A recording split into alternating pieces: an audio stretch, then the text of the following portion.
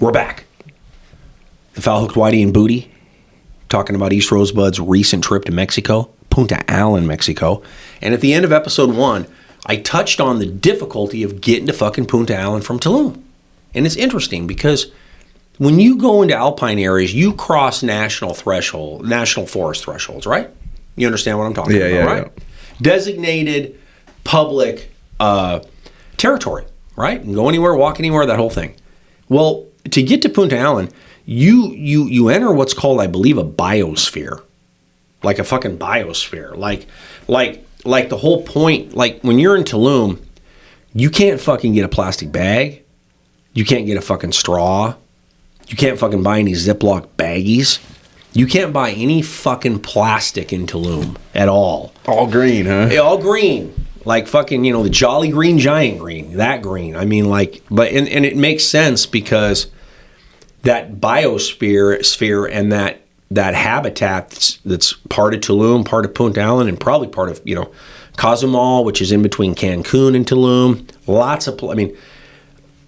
I have seen 2 customers in Mexico that I had no association with while they were in Mexico. Total fucking random run-in. You're like, what the hell? What about twice? A dude from twice. And why were they both there?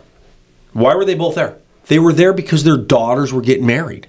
Okay, yeah, my cousin just got married there last week. That's what I mean. It's like Cancun is like fucking Americans love to go down there and drink cheap and fucking get married. It's a cool, safe place is my point. So but to get to Punta Allen, you got 2 fucking choices. The first choice is to take the road, and the road is difficult to navigate, to say the least. The distance between Tulum and Punta Allen, I believe road miles, is 50 kilometers. I don't fucking know what that means. I mean, I don't quite know what that means. That's either like 40 miles or like 60, 65 miles. I don't fucking know, right? Yeah, I'm not good at that. Well, yeah, I mean, I'm not a kilo guy. Well, it depends. But jeez, Rich. Oh, man, my wife's going to beat me down for that. The point is that when you take that drive, it can take you 3 fucking hours to go 50 kilometers. Damn. Okay. And as we put final preparation for our trip the week before, my outfitter, my host, my friend, the great Italian, Tiziano, who runs and owns Punta Allen Fishing Club, he's like, Richard, you guys are going to have to take the boats the whole way. And I'm like, okay. I mean, that works. I mean, if the weather's hard, then it's harder because you're basically, going that 50 miles in a panga. And a panga is like a 20 foot long Mexican flats fishing boat. No, it's not a skiff. It's different, but it's still fully functional and they're nice boats. But the point is that we ended up getting picked up on a bridge, a dock, right outside of Tulum, and we went the entire 50 kilometers in our fishing boats, all 10 of us. And the reason that Tiziano did that, and the reason he set that up, is because your ass would be vibrating by the time you got to Punta Allen after that ride. Be fucking vibrating, and I'm not talking a good vibrating. Yeah. A bad one, right? And that's because that road is so shitty. So we started our week off by driving from Cancun to Tulum, going a little bit on this biosphere road that I've been on a lot, parking, and then our drivers walking us down to get into our pangas, which are waiting for us. And that was really a good start to the week. Because, unlike last year and the year before, a lot of the people I had on this trip were new. Only a couple of us out of the 10 had been there before. And historically, I've had trips there where everybody there's a repeater. Everybody there on that year has done it before in that same lodge. So, it was just a different dynamic and it was a different group. But for them to get a chance to, get into those pangas right away and basically cruise through nice weather and these fucking beautiful flats. Yeah, it's got to be pretty cool right there. It was more than that because in our boat, they split us up.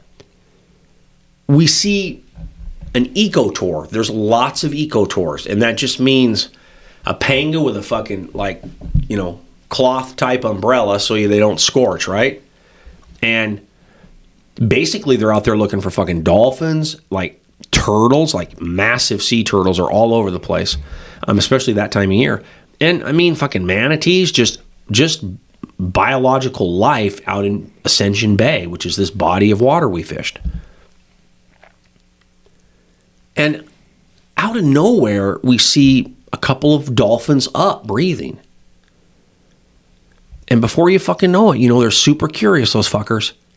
They're over right beside the boat, and here's 2 females and 2 babies fucking breaching and swimming right fucking beside us for like, I don't know, 3 minutes, 4 minutes, long enough to get a really good video. Yeah, that's awesome right there. Yeah, so it was kind of cool, I mean, that was a good way to start, and that takes maybe 45 minutes, a little bit more to go from that dock I described to the Punta Allen Fishing Club in the town of Punta Allen. So we get there, and it's just, for me, the reason I love it there and the reason I love taking people there, it's like I go home. It's like high fives and hugs and how you been and how's your year, and just these people I've gotten to know over the number of trips I've done there. So to take people there and let those people see that and see how personable you can be with these Mexicanos, and I tell you what, there's another, for a dude like me who's not short, I'm not going to say I'm short, but I'm not tall either, right? You're not short in Mexico. I'm not. No, I'm just playing. No, you're fucking. That's why I brought it up. Okay. Seriously, a few groups ago, one of my best friends, Dave Best, were sitting there. He's like, "You know what I love about it here?" I'm like, "No, what? What?" He's like, "We're giants. We're fucking giants." That's what he said, and I was like, "Yeah, we are fucking giants. I mean, we're taller than all these Mexicanos. They're not tall folk. Yeah, they're stocky, tough fuckers, but they're let's face it. I mean, the jobs that they do in the United States." That very, very few white folk are going to do. Don't let anybody fool you. They're not right. They rail on these folks for coming here. That's all I say. They're not taking your jobs anyways. That's for sure. I mean, what are you fucking going to wash dishes at fucking Applebee's, motherfucker? I mean, I can't believe you're uptight about Mexicans coming here. I mean, they're the hardest working cats on the planet. Yeah, they make a lot of stuff easier. Well, they make a lot of stuff easier, and they do the stuff we don't want to do anymore. Yeah. I mean, at the end of the day, that's what we're talking about here, right? They've kind of filled that gap, right? So we finally get to Punta Allen, like I said, and this dolphin experience on the drive there was just superb. I mean, you couldn't ask for a better setup in terms of these clients in my boat getting to see something fucking cool 5 minutes into the week. Right there. Yeah, that's my point. It was a good thing. So we get back, we check into our rooms. It's a real comfortable place. I mean, basically, Tiziano and his French partner Pascal, who was not there last week, they've kind of pulled out all the stops when it comes to making like your room, like the setting, nice, right? I mean, just comfortable, air conditioned, fine. I mean, they do a great job with accommodations there. That's why I'm tempted to not go anywhere else, because why would I? Yeah, why would I? I mean, you're going to fish the same shit, and I know all their strengths and their weaknesses as far as a team, as far as guiding. And they're friends now. They're friends now, and so we got out of there a little bit late. But basically, all it was initially was an orientation, some margaritas, some delicious hors d'oeuvres, and then really kind of telling people to tone it fucking down. This is going to be your last night. That before bedtime, you're not exhausted. From that first day on, when you get home, unless you're really tough or really motoring, or, just motoring as far as just, man.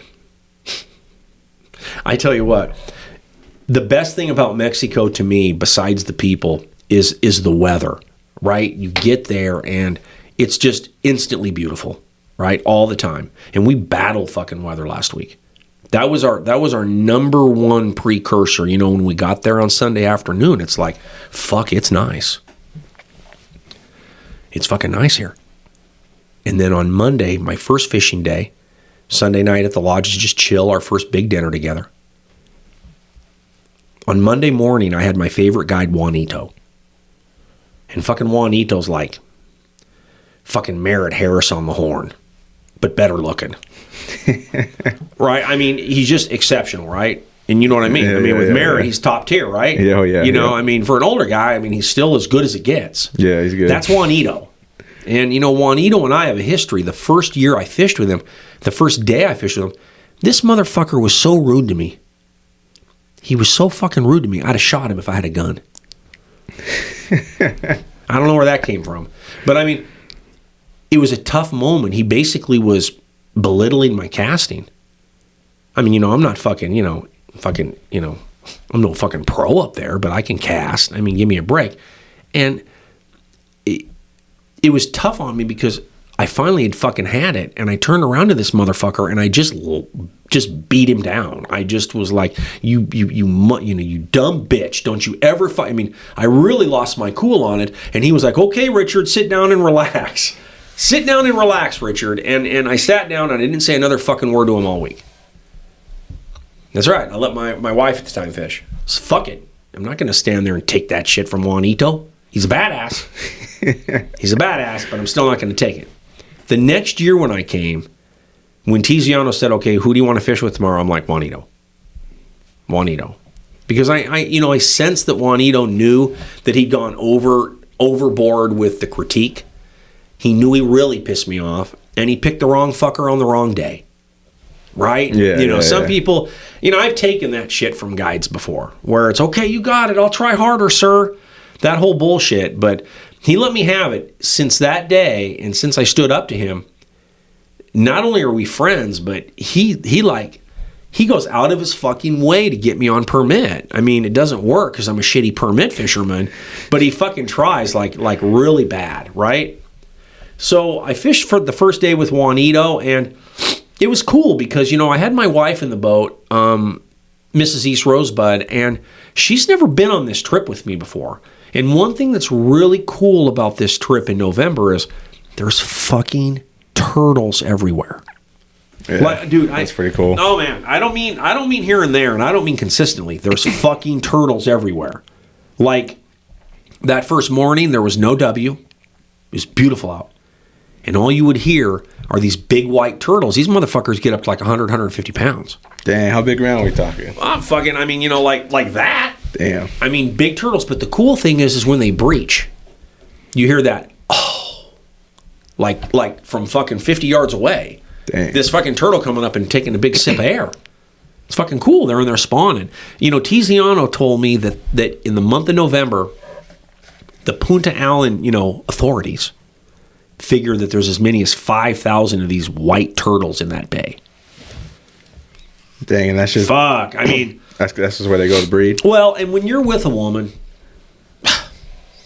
I mean, that's like a fucking aphrodisiac. Yeah. They love that shit. You brought me here? Oh, come on over here and cuddle. Yeah. That's what that is. Those turtles are they're a turn on. And I don't mean that gross. I just mean that, like, who doesn't want to see a bunch of fucking sea turtles around you? Yeah. No other pangas. We're completely by ourselves in the middle of nowhere. And I got to admit, in that first hour of fishing on that Monday morning, he fucking had me on him.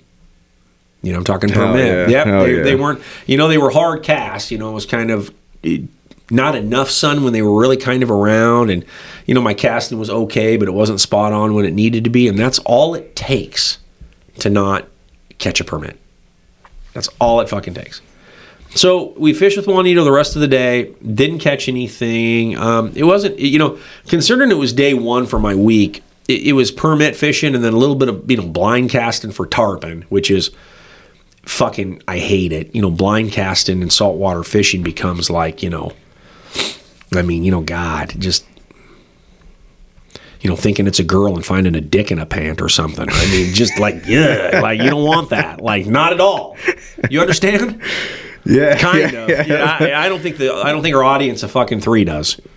Yeah, and it's quite an analogy. Yeah. So it's one of those kinds of things where it's like, for me, I am a permit fisherman, but I've only caught like 5.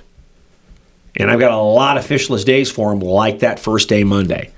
Some had chances, but it just didn't happen. So that was the end of day 1, Monday, right? My wife didn't fish at all, and I felt bad about that, but day 2 was really my day. And I gotta do another episode, which I don't want to do. I don't want to bore people too much, but this week was a little bit too much just to scream and just, to condense into 2 episodes. All right. So we'll be back for episode 3, East Rosebud in Mexico. Anything else? No. Foul Hooked Whitey is out. 3. Fuck yeah. Boom.